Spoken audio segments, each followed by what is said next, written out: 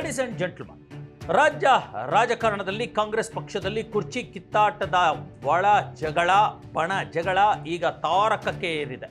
ನೀನು ಅಥವಾ ನಾನು, ನನಗೆ ಅಥವಾ ನಿನಗೆ, ನನಗಿದ್ರೆ ಇರಲಿ, ನಿನಗೆ ಬೇಡವೇ ಬೇಡ, ನಿನಗೆ ಯಾಕೆ ನನಗೂ ಸಿಗಲಿ, ನಾವಿದ್ರೆ ನೀವು, ನೀವಿದ್ರೆ ನಾವು, ನಾವು ಮೂಲ, ನೀವು ವಲಸೆ, ನೀವು ಅಧಿಕಾರಕ್ಕೋಸ್ಕರ ಬಂದಿರೋರು, ನಾವಿಲ್ಲಿ ಪಕ್ಷಕ್ಕೋಸ್ಕರ ಶ್ರಮಪಟ್ಟಿರೋರು. ಹಾಗಾಗಿ ನಮಗೆ ಸಿಗಬೇಕು, ಈಗ ಅನುಭವಿಸಿದ್ದೇ ಸಾಕು, ಬೇರೆಯವರಿಗೆ ಅವಕಾಶ ಮಾಡಿಕೊಡಿ. ಎಲ್ಲಿಲ್ಲ, ನೀವು ಲಾಯಕ್ಕಿಲ್ಲ, ನೀವು ಅರ್ಹರಿಲ್ಲ.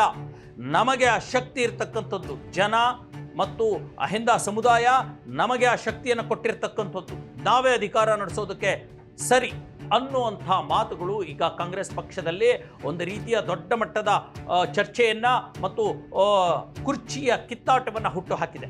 ಏನು ನಡೀತಾ ಇದೆ ಕಾಂಗ್ರೆಸ್ನಲ್ಲಿ, ಯಾವ ರೀತಿ ಎರಡೂ ಬಣದವರು ಕಾಂಗ್ರೆಸ್ ಹೈಕಮಾಂಡ್ ಮೇಲೆ ಒತ್ತಡವನ್ನು ಹಾಕ್ತಾ ಇದ್ದಾರೆ, ಕಾಂಗ್ರೆಸ್ ಹೈಕಮಾಂಡ್ನ ಪ್ರತಿಫಲ ಅಥವಾ ಅವರ ಪ್ರತಿಕ್ರಿಯೆ ಹೇಗಿರುತ್ತೆ, ಏನು ಇದೆ ಮತ್ತು ಯಾವ ರೀತಿಯ ರಾಜಕಾರಣ ನಡೀತಾ ಇದೆ, ಎಲ್ಲದರ ಕುರಿತಂತೆ ನಾನು ನಿಮಗೆ ಮಾಹಿತಿಯನ್ನು ಕೊಡ್ತೀನಿ. ನೀವು ನೋಡ್ತಾ ಇದ್ದೀರಾ ನೆಲ ಜಲ ಭಾಷೆಗಾಗಿ ಪ್ರಾಮಾಣಿಕ ಪತ್ರಿಕೋದ್ಯಮ, ನಿಮ್ಮ ಫೋಕಸ್ ಟಿವಿ.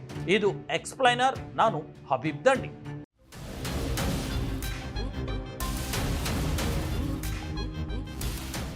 ಎಸ್ ವೀಕ್ಷಕರೇ, ರಾಜ್ಯ ರಾಜಕಾರಣದಲ್ಲಿ ಕುರ್ಚಿ ಕಿತ್ತಾಟ, ಸಿಎಂ ಅಧ್ಯಕ್ಷ ಗಾದಿಯ ಸಿಎಂ ಕುರ್ಚಿಯ ದೊಡ್ಡ ಮಟ್ಟದ ಚರ್ಚೆ ನಡೀತಾ ಇದೆ. ಅದು ಬಹುತೇಕ ಅಂತಿಮ ಹಂತಕ್ಕೆ ಬಂದು ನಿಂತಿದೆ. ಮೇ 4ಕ್ಕೆ ಬೈ ಎಲೆಕ್ಷನ್ ರಿಸಲ್ಟ್ ಬರುತ್ತೆ, ರಾಜ್ಯದ 2 ವಿಧಾನಸಭಾ ಕ್ಷೇತ್ರಗಳ ರಿಸಲ್ಟ್ ಬರುತ್ತೆ ಮತ್ತು ಪಂಚರಾಜ್ಯ ಚುನಾವಣೆಗಳ ರಿಸಲ್ಟ್ ಬರುತ್ತೆ. ಅದಕ್ಕಿಂತ ಮುಂಚೆನೆ ತಾವು ತಮ್ಮ ಟೆಬಲನ್ನು ಹಾಸ್ಕೊಂಡು ಬಿಡೋಣ ಅನ್ನೋ ನಿಟ್ಟಿನಲ್ಲಿ ಬೇರೆ ಬೇರೆ ಬಣದವರು ಬೇರೆ ಬೇರೆ ರೀತಿಯ ಚರ್ಚೆಗಳನ್ನು, ಪ್ರಯತ್ನಗಳನ್ನು ಕೂಡ ಮಾಡ್ತಾ ಇದ್ದಾರೆ. ಆದರೆ ಈ ಎಲ್ಲದರ ನಡುವೆ ಕಳೆದ 4-5 ದಿನಗಳ ಹಿಂದೆ 3 ದಿನಗಳ ಕಾಲ ತಮ್ಮ ಸಹೋದರನೊಂದಿಗೆ DK ಶಿವಕುಮಾರ್ ಏನು ದೆಹಲಿ ಪ್ರವಾಸವನ್ನು ಮಾಡಿ ಬಂದರು. ಅದಾದ್ಮೇಲೆ ಯಾಕೋ DK ಶಿವಕುಮಾರ್ ಸೈಲೆಂಟ್ ಆಗಿಬಿಟ್ಟಿದ್ದಾರೆ. DK ಶಿವಕುಮಾರ್ ಯಾವುದನ್ನು ಕೂಡ ಮುಕ್ತವಾಗಿ ಹೇಳ್ತಾ ಇಲ್ಲ. ಮಾಧ್ಯಮದವರು ಕೆಣಕಿದ್ರು ಕೂಡ ರಾಜಕಾರಣದ ವಿಚಾರಗಳನ್ನ ಮೀಡಿಯಾ ಮುಂದೆ ಮಾತಾಡೋಕ್ಕಾಗಲ್ಲ, ಮಾತಾಡೋದಿಲ್ಲ. ಸಮಯ ಬಂದಾಗ ಎಲ್ಲ ಸರಿ ಹೋಗುತ್ತೆ ಮತ್ತು ಎಲ್ಲವೂ ನಿಮ್ಮ ಮುಂದೆ ಬರುತ್ತೆ ಅನ್ನುವಂಥ ಅಡ್ಡಗೋಡೆ ಮೇಲೆ ದೀಪ ಇಡುವಂಥ ಮಾತುಗಳನ್ನೇ ಆಡ್ತಾ ಇದ್ದಾರೆ. ಆದರೆ ದೆಹಲಿಗೆ ಹೋಗುವಾಗ ಇದ್ದಂತಹ DK ಶಿವಕುಮಾರ್ ಅವರ ಆತ್ಮವಿಶ್ವಾಸ, ಆ ಚಾರ್ಮ್, ಆ ನಗು, ಆ ಹುಮ್ಮಸ್ಸು ದೆಹಲಿಯಿಂದ ಬಂದ ನಂತರ ಕಾಣಿಸ್ತಾ ಇಲ್ಲ. ಇದು ಸುಸ್ಪಷ್ಟ. ಅಷ್ಟರ ಮಟ್ಟಿಗೆ DK ಶಿವಕುಮಾರ್ ಸುಮ್ಮನೆ ಕೂತಿದ್ದಾರೆ ಅನ್ನುವಂಥದ್ದಲ್ಲ. ಅವರು ಮತ್ತೆ ಮುಂದುವರೆದು ತಮ್ಮದೇ ಆಗಿರ್ತಕ್ಕಂಥ ಆಟಗಳನ್ನು, ದಾಳಗಳನ್ನು ಉರುಳಿಸ್ತಾನೆ ಇದ್ದಾರೆ. ನಂಬರ್ ಗೇಮ್, ಹೆಡ್ ಕೌಂಟ್ನಂತಹ ಕೆಲಸಗಳಲ್ಲೂ ಕೂಡ ಮುಂದಾಗಿದ್ದಾರೆ. ಶಾಸಕರನ್ನ ಸೆಳೆದುಕೊಳ್ಳುವಲ್ಲೂ ಕೂಡ ಅವರು ಕಾರ್ಯನಿರತರಾಗಿದ್ದಾರೆ. ಇತ್ತ ಕಡೆ ಸಿದ್ದರಾಮಯ್ಯನವರ ಬಣದವರು ದೆಹಲಿಗೆ ಹೋಗಿ ಕೂತ್ಬಿಟ್ಟಿರ್ತಕ್ಕಂಥದ್ದು. ಯಾವಾಗ DK ಶಿವಕುಮಾರ್ ದೆಹಲಿಗೆ ಹೋಗಿ ಬರ್ತಾರೋ ಅದರ ಮರುದಿನವೇ ಅಥವಾ ಅದರ 2 ದಿನ ಬಿಟ್ಟು ನಮಗೂ ಕೂಡ ಕೇಂದ್ರ ಸರ್ಕಾರದಲ್ಲಿ ಕೆಲಸಗಳಿದ್ದಾವೆ ನಮ್ಮ ಇಲಾಖೆಗೆ ಸಂಬಂಧಪಟ್ಟ ಹಾಗೆ ಅಂತಂದೇಳಿ ಈ ಸತೀಶ್ ಜಾರಕಿಹೊಳಿನೋ ಅಥವಾ HC ಮಹಾದೇವಪ್ಪನವರು, ಈ ಥರದ ಸಿದ್ದರಾಮಯ್ಯನವರ ಬಣದ ನಾಯಕರು ಕೂಡ ಹೋಗಿ ಕೂತು ಬಿಡುವಂಥದ್ದು ಸರ್ವೇ ಸಾಮಾನ್ಯ. ಅದೇ ರೀತಿ ಈ ಬಾರಿಯೂ ಕೂಡ ಸತೀಶ್ ಜಾರಕಿಹೊಳಿ ಮತ್ತು HC ಮಹಾದೇವಪ್ಪ ಅಲ್ಲಿ ಹೋಗಿ ಕೂತು ಬಿಟ್ಟಿದ್ದಾರೆ. ಈಗಾಗಲೇ ಅವರು ರಣದೀಪ್ ಸಿಂಗ್ ಸುರ್ಜೇವಾಲಾ ಅವರನ್ನ ಭೇಟಿ ಮಾಡಿ ಯಾವುದೇ ಕಾರಣಕ್ಕೆ ಸಿದ್ದರಾಮಯ್ಯನವರನ್ನ ಬದಲಾಯಿಸಬಾರದು, ಬದಲಾಯಿಸಿದ್ರೆ ಪರಿಣಾಮ ಸರಿ ಇರಲ್ಲ ಅನ್ನೋ ಅರ್ಥದಲ್ಲಿ, ನೇರವಾಗಿ ಹಾಗಲ್ದೇ ಇದ್ರು ಅನ್ನೋ ಅರ್ಥದಲ್ಲಿ ವಾರ್ನಿಂಗ್ ಮಾಡಿದ್ದಾರೆ. ಖರ್ಗೆ ಅವ್ರಿಗೂ ಕೂಡ ಭೇಟಿ ಮಾಡಿ ಸಿದ್ದರಾಮಯ್ಯನವರ ಅವಶ್ಯಕತೆ, ಅಹಿಂದ ಮತದಾರರ ಅವಶ್ಯಕತೆ, ದಲಿತ CM ಅವರ ಅವಶ್ಯಕತೆ ಎಲ್ಲವನ್ನು ಕೂಡ ಮನವರಿಕೆ ಮಾಡಿದ್ದಾರೆ. ಜೊತೆಗೆ ಅಲ್ಲಿರ್ತಕ್ಕಂಥ ಇತರೆ ಕಾಂಗ್ರೆಸ್ ಹೈಕಮಾಂಡ್ ನಾಯಕರ ಭೇಟಿಯನ್ನು ಕೂಡ ಮಾಡಿದ್ದಾರೆ. ಜೊತೆಗೆ ಸಿದ್ದರಾಮಯ್ಯನವರ ಬಣಕ್ಕೆ ಅಥವಾ ಸಿದ್ದರಾಮಯ್ಯನವರ ಜೊತೆಗೆ ಸಾಫ್ಟ್ ಕಾರ್ನರ್ ಹೊಂದಿರತಕ್ಕಂಥ ಮತ್ತು ಕಾಂಗ್ರೆಸ್ ಹೈಕಮಾಂಡ್ನಲ್ಲಿ ತಮ್ಮದೇ ಒಂದು ಗಟ್ಟಿತನ ಪಡ್ಕೊಂಡಿರ್ತಕ್ಕಂಥ KC ವೇಣುಗೋಪಾಲ್ ಜೊತೆಗೂ ಕೂಡ ಇದೇ ಸತೀಶ್ ಜಾರಕಿಹೊಳಿ ಮತ್ತು HC ಮಹಾದೇವಪ್ಪ ಮಾತುಕತೆಯಾಡಿ ಸಿದ್ದರಾಮಯ್ಯ ಚೇರನ್ನು ಗಟ್ಟಿ ಮಾಡಲಿಕ್ಕೆ ಪ್ರಯತ್ನಿಸಿದ್ದಾರೆ.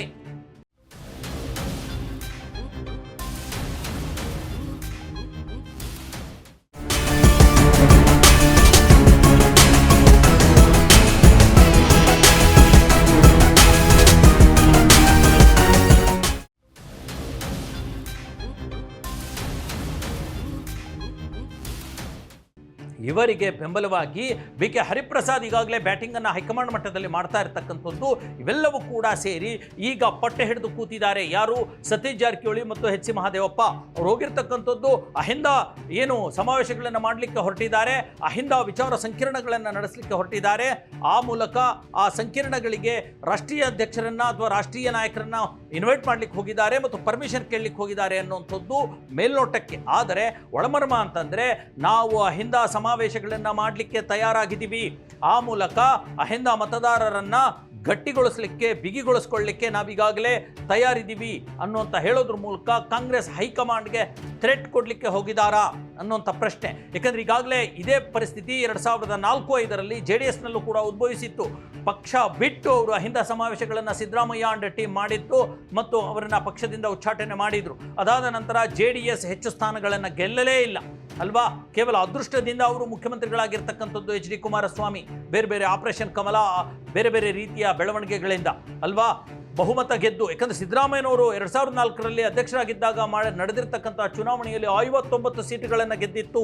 ಆದರೆ ಈಗ JDS ಇರ್ತಕ್ಕಂಥದ್ದು ಕೇವಲ 18 ಸೀಟುಗಳು. ಹಾಗಾಗಿ ಅದೇ ಗೇಮನ್ನು ಈಗ ಆಡ್ಲಿಕ್ಕೆ ಹೊರಟಿದ್ದಾರೆ. ಒಂದು ವೇಳೆ ಕಾಂಗ್ರೆಸ್ ಹೈಕಮಾಂಡ್ಗೆ ಇದು ಒಂದು ರೀತಿಯ ಎಚ್ಚರಿಕೆ ಮತ್ತು warning.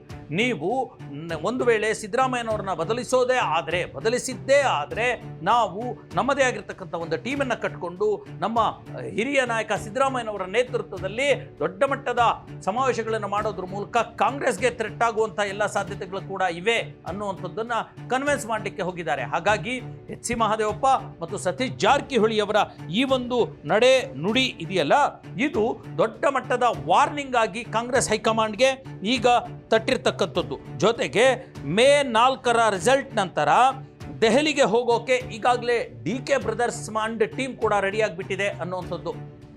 May 4ಕ್ಕೆ by election result ಬರುತ್ತೆ, ಪಂಚರಾಜ್ಯ ಚುನಾವಣೆ ರಿಸಲ್ಟ್ ಬರುತ್ತೆ. ಅದಾದ ನಂತರ 5ಕ್ಕೆ ಅಥವಾ 6ಕ್ಕೆ DK ಶಿವಕುಮಾರ್ ಮತ್ತು DK ಸುರೇಶ್ ಮತ್ತೊಮ್ಮೆ ದೆಹಲಿ ಭೇಟಿ ಮಾಡ್ತಾರೆ. ಅವರಾಗಲಿ ಈ ಪ್ಲಾನ್ ಮಾಡ್ಕೊಳ್ತಾ ಇರ್ತಕ್ಕಂಥದ್ದು. ಅವರು ಹೋದ ಮರುದಿನವೇ DK ಸುರೇಶ್ ಮತ್ತು DK ಶಿವಕುಮಾರ್ ಹೋದ ಮರುದಿನವೇ DK ಶಿವಕುಮಾರ್ ಬೆಂಬಲಿಗ ಶಾಸಕರಿದ್ದಾರಲ್ಲ ಒಂದಷ್ಟು ಜನ, ಅವರೆಲ್ಲರೂ ಕೂಡ ಅದೇ ಈ ಕದಲೂರು ಉದಯ್, ರಾಮನಗರದ ಇಕ್ಬಾಲ್ ಹುಸೇನ್, ಚನ್ನಗಿರಿಯ ಶಿವಗಂಗಾ ಬಸವರಾಜ್, ಹೊಸಕೋಟೆಯ ಶರತ್ ಬಚ್ಚೇಗೌಡ, ಕುಣಿಗಲ್ನ ಡಾಕ್ಟರ್ ರಂಗನಾಥ್, ಈ ಥರದವರು ಒಂದಷ್ಟು ಜನ NA ಹ್ಯಾರಿಸ್ ಸೇರಿದಂತೆ ದೆಹಲಿಗೆ ಹೋಗುವಂಥ ಎಲ್ಲ ಸಾಧ್ಯತೆಗಳು ಕೂಡ ಇರತಕ್ಕಂಥದ್ದು. ಅದಕ್ಕೆ ಪರ್ಯಾಯವಾಗಿ ಇಲ್ಲಿ ಹಿರಿಯ ಶಾಸಕರು ಅಶೋಕ್ ಪಟ್ಟಣ್ ನೇತೃತ್ವದಲ್ಲಿ ಸುಮಾರು 40 ಜನ ಒಗ್ಗೂಡಿದ್ದಾರೆ. TB Jayachandra, HC Balakrishna, NA Haris ಸೇರಿದಂತೆ ಒಂದಷ್ಟು ಜನ, ನಮ್ಮ ಮೈಸೂರಿನ ತನ್ವೀರ್ ಸೇಠ್, ಇವರೆಲ್ಲರೂ ಸೇರಿಕೊಂಡು ದೆಹಲಿಗೆ ಹೋಗಲಿಕ್ಕೆ ರೆಡಿ ಇರತಕ್ಕಂಥದ್ದು ಕೂಡ ರಾಜ್ಯ ರಾಜಕಾರಣದ ದಿಕ್ಕನ್ನು ಬದಲಾಯಿಸಲಾಗಿದೆ. ಇವೆಲ್ಲದರ ನಡುವೆ ಸತೀಶ್ ಜಾರಕಿಹೊಳಿ ಮತ್ತು HC ಮಹದೇವಪ್ಪ ಇದ್ದಾರಲ್ಲ, ಹೈಕಮಾಂಡ್ಗೆ ಅಕ್ಷರಶಃ ಇಂಡೈರೆಕ್ಟ್ ಆಗಿ ಪರೋಕ್ಷವಾಗಿ ವಾರ್ನಿಂಗ್ ಕೊಟ್ಟು ಬಂದಿದ್ದಾರೆ. ಸಿದ್ದರಾಮಯ್ಯನವ್ರನ್ನ ಬದಲಾಯಿಸಿದರೆ, ಕೆಳಗಿಳಿಸಿದರೆ ಪರಿಸ್ಥಿತಿ ಸರಿ ಇರಲ್ಲ ಅಥವಾ ಪರಿಸ್ಥಿತಿ ಬದಲಾಗಲೂಬಹುದು, ಏನು ಬೇಕಾದರೂ ಆಗಬಹುದು ಅನ್ನುವಂಥ ಒಂದು ಎಚ್ಚರಿಕೆಯನ್ನು ಕೊಟ್ಟಿದ್ದಾರೆ ಅನ್ನುವಂಥ ಮಾಹಿತಿ ಈಗ ದೆಹಲಿ ಅಂಗಳದಿಂದ ಕೇಳಿ ಬರ್ತಾ ಇದೆ. ಹೈಕಮಾಂಡ್ ಯಾವ ರೀತಿ ಇದಕ್ಕೆ ರಿಯಾಕ್ಟ್ ಮಾಡುತ್ತೆ ಮತ್ತು ಸ್ವತಃ ರಾಹುಲ್ ಗಾಂಧಿ ಸಿದ್ದರಾಮಯ್ಯನವರ ಪರವಾಗಿ ಇರತಕ್ಕಂಥದ್ದು. ಒಂದು ವೇಳೆ ರಾಹುಲ್ ಗಾಂಧಿ ಏನಾದರೂ ಸಿದ್ದರಾಮಯ್ಯನವರ ಬೆಂಬಲಕ್ಕೆ ಇಲ್ಲದೇ ಇದ್ದಿದ್ರೆ ಕಳೆದ 1 ವರ್ಷದ ಹಿಂದನೇ ಸಿದ್ದರಾಮಯ್ಯನವರು ಮಾಜಿ ಮುಖ್ಯಮಂತ್ರಿ ಆಗಿರಬೇಕಿತ್ತು, ಆ ಪರಿಸ್ಥಿತಿ ಇತ್ತು. ಆದರೆ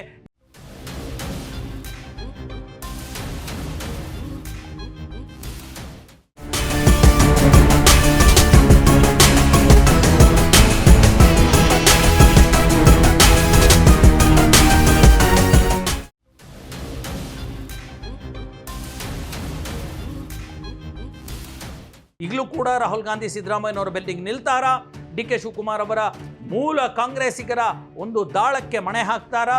ಖರ್ಗೆ ಅವರು ಯಾವ ಕಡೆ ಬ್ಯಾಟಿಂಗ್ ಮಾಡ್ತಾರೆ, ಯಾರ ಪರವಾಗಿ ನಿಲ್ತಾರೆ, ಎಲ್ಲವೂ ಕೂಡ ಕ್ಯಾಲ್ಕುಲೇಷನ್ ರಾಜಕಾರಣದಲ್ಲಿ ನಡೀತಾ ಇರತಕ್ಕಂಥದ್ದು. ಈ ಕುರಿತ ಅಪ್ಡೇಟನ್ನು ನಾನು ಮತ್ತೆ ಕೊಡ್ತೀನಿ. ಅಲ್ಲಿವರೆಗೂ ನೋಡ್ತಾ ಇರಿ ನೆಲ ಜಲ ಭಾಷೆಗಾಗಿ ಪ್ರಾಮಾಣಿಕ ಪತ್ರಿಕೋದ್ಯಮ, ನಿಮ್ಮ ಫೋಕಸ್ TV.